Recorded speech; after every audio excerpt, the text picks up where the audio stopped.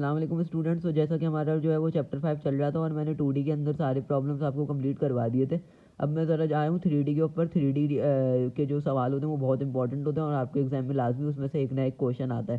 तो 3D के question start करने से पहले मैंने सोचा कि आपकी थोड़ी सी बेस बना दूँ ताकि आपको जो है वो 3D के अंदर कोई भी प्रॉब्लम ना हो। तो let start with our topic support reaction in 3D। तो पहला तो आप देखेंगे कि हमारे पास जो 3D के अंदर रिएक्शंस होते हैं वो सिंगल स्मूथ सपोर्ट है। इसका आपको हमेशा एक ही फोर्स मिलेगी, ठीक है। इसी तरह बॉल एंड सॉकेट ज्वाइंट, इसके ऊपर कोई भी मूवमेंट नहीं मिलेगा। क्यों? क्योंकि आप इसको एक्स एक्सिस पे भी घुमा सकते हैं, वाई एक्सिस पे भी घुमा सकते हैं और जेड पे भी घुमा सकते हैं। सिर्फ और सिर्फ आपको फोर्सेस मिलेंगी एफ वाई, एफ जेड और एफ जी। तो उसके बाद आता है सिंगल जनरल बेयरिंग। अब ये बहुत ज़्यादा इंपॉर्टेंट है। मैं जनरल बेयरिंग के ऊपर क्यों इतना ध्यान दे रहा हूँ, ये बहुत ज़्यादा इंपॉर्टेंट टॉपिक है। इसके अंदर देखें, अभी सिंगल जनरल बेयरिंग जब भी होगा आपको सिर्फ दो रिएक्शन और दो मूवमेंट मिलेंगे। मैंने क्या कहा, जब भी आपके पास सिंगल जनरल बेयरिंग हुआ दो फोर्सेस और दो मूवमेंट मिलेंगे। लेट सपोज अगर ये देखेंगे वाई एक्सिस पे लगा हुआ है तो मैं इसको जिस एक्सिस पे लगा हुआ होगा वो वाला रिएक्शन मुझे नहीं मिलेगा। क्यों नहीं मिलेगा? क्योंकि मैं देखें इसको आगे पीछे खींच सकता हूँ, यानी वाई एक्सिस पे फोर्स नहीं है, रिस्ट्रिक्ट नहीं है। और इसी तरह मैं इसको वाई एक्सिस के गिर्द घुमा भी सकता हूँ, यूं यूं इसको मैं घुमा भी सकता हूँ, ठीक है।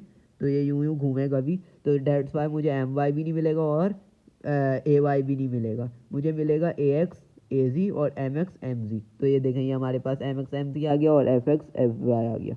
तो यही होता है सिंगल जनरल। उसके बाद है हिंज। अब ये हिंज देखें, हिंज जिस जिस एक्सिस पे लगा हुआ होगा ना, जिस एक्सिस पे, वहाँ पे बस मूवमेंट नहीं मिलेगा लेकिन फोर्सेस तीनों मिलेंगी।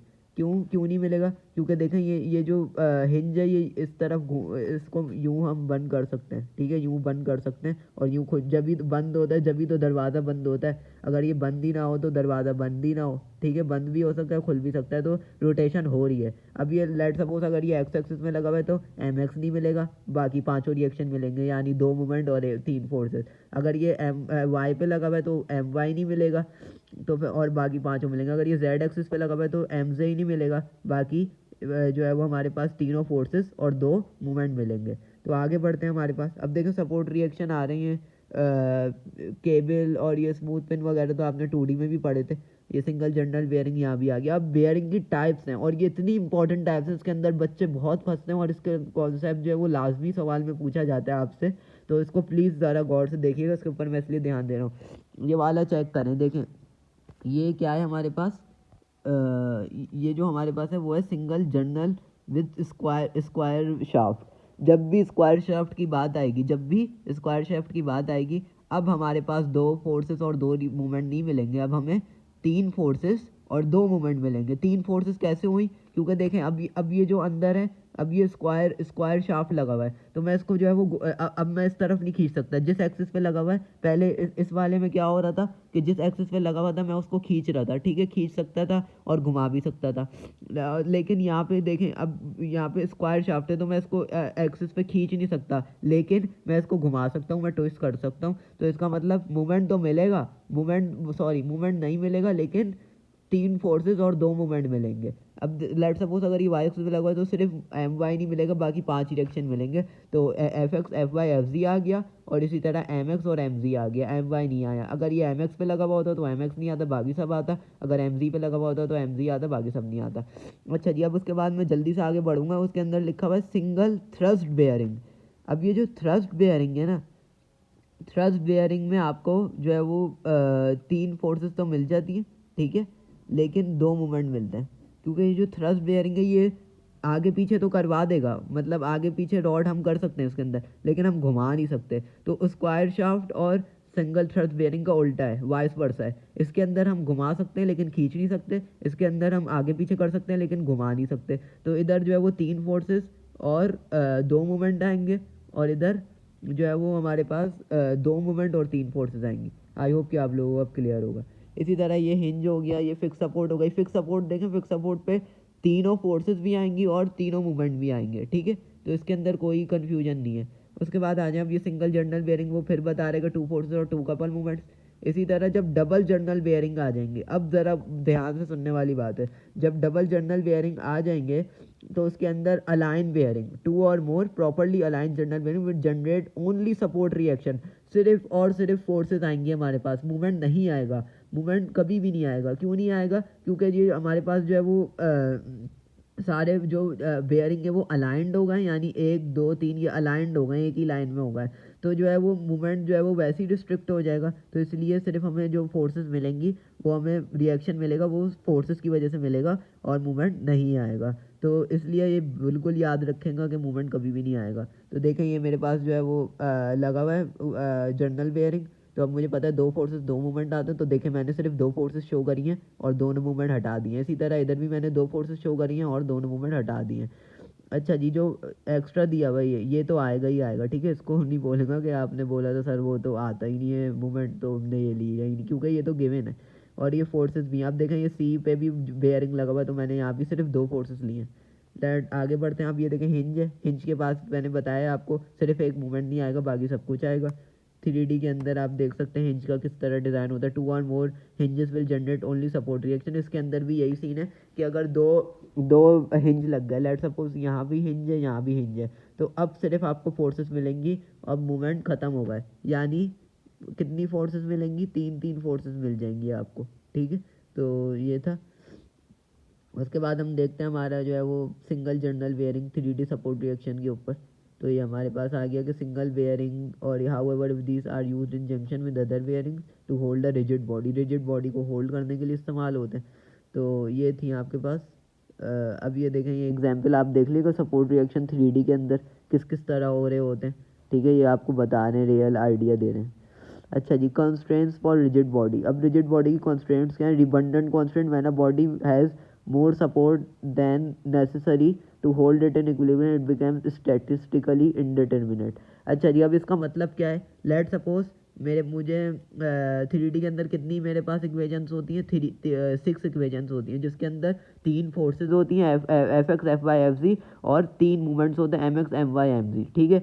लेकिन ये जो कभी कभी ऐसा भी होता है कि सवाल के अंदर ना, देखें आप 6 फोर्सेज, 6 इक्वेशंस हैं, तो 6 अननोन ही सॉल्व हो सकते हैं, ये मैथ का भी रूल है, ठीक है। जितने नंबर ऑफ अननोन्स होते हैं उतनी नंबर ऑफ इक्वेशन सॉल्व हो सकती हैं। ऐसा ना हो कि इक्वेशन का में नंबर ऑफ अननोन ज़्यादा है तो कभी भी सॉल्व नहीं होगा, तो ये स्टैटिस्टिकली इनडिटर्मिनेट हो जाता है अगर आपके पास इक्वेशन से ज़्यादा जो है अननोन आ जाए। तो अगर सवाल में कभी भी ऐसा हो कि फोर्सेस ज़्यादा हो, जो लेट सपोज के 7 अननोन हो, और आपकी जो वो मैक्सिमम होती हैं 3D के अंदर वो 6 इक्वेशन होती हैं, तो आप वहाँ लिख के छोड़ देंगे स्टैटिस्टिकली इनडिटर्मिनेट, ठीक है।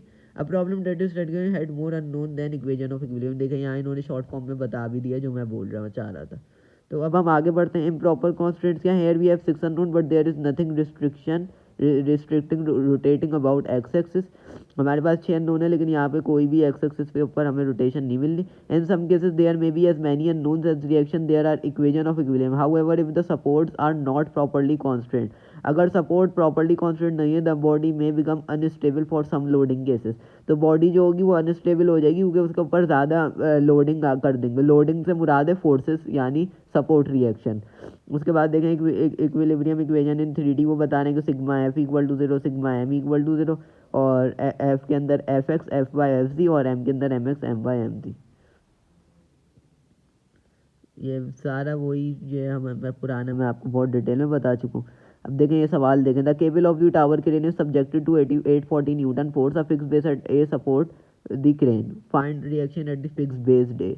अच्छा जी, अब इस बेस के ऊपर ना, ये जो बेस है इसके ऊपर हमें रिएक्शन निकालना है। अब ये फिक्स बेस्ड है, तो मैंने आपको क्या बताया कि हमेशा फिक्स बेस के ऊपर कितने रिएक्शन आएंगे? 6 रिएक्शन आएंगे, यानी 3 मूवमेंट और 3 फोर्सेस। यानी अब देखें 6 अननोन है और 6 इक्वेशन है, यानी ये स्टैटिस्टिकली अनडिटर्मिनेट नहीं है, ये सॉल्व हो सकता है। तो हम क्या करेंगे, पहले एक्स वाई जी एक्सिस बनाएंगे, फिर एफ बी डी बनाएंगे, फिर उसके बाद right the forces using Cartesian vector notation. Cartesian vector में क्यों लिख रहे हैं? क्योंकि ये देखें ये वाली जो फोर्स है हमारे पास, ये वाली जो फोर्स है ये किसी भी एक्सिस में नहीं है, तो इसलिए हम इसको पोजीशन वेक्टर निकालेंगे बी सी के ज़रिए, ठीक है। आर बी सी के ज़रिए हम पोजीशन वेक्टर निकालेंगे, और फिर पोजीशन वेक्टर को उसके मैग्नीट्यूड से डिवाइड करेंगे, यूनिट वेक्टर आ जाएगा, और यूनिट वेक्टर को फोर्स के मैग्नीट्यूड से मल्टीप्लाई करेंगे, तो we can find the force in Cartesian notation.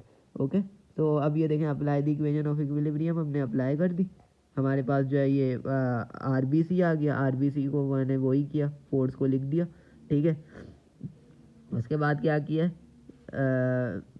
ये हमने जो है वो सारे आई वाले कंपोनेंट, वाई वाले कंपोनेंट और के वाले कंपोनेंट को जे ऐड कर दिए, ठीक है। हमारे पास ए एक्स ए वाई और ए जी आ गया। अब बचे कौन से मोमेंट बचे, तो मोमेंट के लिए मैं क्या करूँगा, यहाँ पे या तो मैं एम ए और स्केल सॉरी यहाँ पे वेक्टर क्रॉस प्रोडक्ट भी ले सकता हूँ, और बाकी मैं मूवमेंट ये देखिए मुझे परपेंडिकुलर डिस्टेंस दिए मैं एफ डॉट डी वी से भी कर सकता हूँ।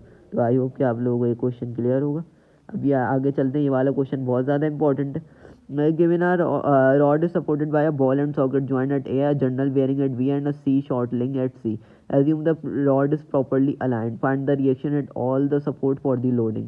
अब क्या है, हमारे पास ए के ऊपर बॉल एंड सॉकेट ज्वाइंट है, बी के ऊपर जनरल बेयरिंग और सी के ऊपर लिंक है। तो अब मुझे क्या बताएं, अब देखें, अब उसने एक ये जो लाइन लिख दी ना, ये मिलियंस का कॉन्सेप्ट है। Assume the rod is properly aligned. तो अब क्या होगा, हमारे पास मूवमेंट नहीं आएंगे क्योंकि प्रॉपरली अलाइन का वर्ड आ गया, प्रॉपरली अलाइन का वर्ड आ गया बच्चों। तो इसलिए अब हमारे पास मूवमेंट नहीं आएगा, सिर्फ और सिर्फ फोर्सेस आएंगी। ये देखिए मेरे पास A X A Y A G ball and socket के ऊपर वैसी मूवमेंट नहीं आता, वो तो आप लोग को मैं शुरू में बता चुका हूँ। तो ए एक्स ए वाई ए जी आ गया। इसी तरह जो है वो हमारे पास बी एक्स और बी वाई आ गया, और इधर सिर्फ शॉर्ट लिंक सी आ गया। तो अब देखें, applying scalar equation for scalar equation of equation in appropriate order we get, ठीक है। हमने क्या लिया है फिर, देखें हमारे पास मूवमेंट वाई एक्सिस पे मूवमेंट लिया है, एक्स एक्सिस पे मूवमेंट लिया है, और एम जी लिया है। तो मेरे पास ये सारे मूवमेंट्स आ गए। आई होप कि आप लोगों को ये क्लियर होगा सवाल। Let's move further. ये बाकी आप सवाल देख लीजिएगा, ये एयरप्लेन वाला और ये सीडी वाला। बस यहाँ पे हम अपना लेक्चर एंड करते हैं। तो आई होप कि आप लोगों को जो है वो समझ आया होगा। अभी परेशान नहीं हो जाएगा, मैंने कोई भी जो है वो क्वेश्चन नहीं करवाई, मैंने सिर्फ जनरल आइडिया दिया आप लोगों को, ताकि आप लोगों का कुछ ना कुछ कॉन्सेप्ट बन जाए, कुछ ना कुछ कॉन्सेप्ट बन जाए। अच्छा, आपको ये भी याद रखना है कि जब एक्स एक्सिस के कोई भी फोर्स पैरेलल आ जाए, लेट सपोज हमारे पास ये एक्स एक्सिस है, ठीक है, और ये फोर्स हमारी जो है वो यहाँ पे है बी एक्स बी वाई और बी एक्स और बी जी। तो जब भी कोई फोर्स पैरेलल आ जाए, लेट सपोज फोर्स यहाँ पे आ गई, लेकिन है किसके पैरेलल, ये एक्स एक्सिस के पैरेलल है। So this not be creating any movement. ये याद रखेंगे, ये बहुत मिलियंस का कॉन्सेप्ट है। वैसे मैं जब सवाल करवाऊंगा तो और क्लियर हो जाएगा, लेकिन अगर ये फोर्स पैरेलल है एक्स एक्सिस के और आपको मूवमेंट निकालना है एक्स एक्सिस के अराउंड, और यही के तो जीरो हो जाएगा मूवमेंट। और यही केस तीनों के लिए, वाई एक्सिस के लिए भी जेड एक्सिस के लिए भी, ठीक है।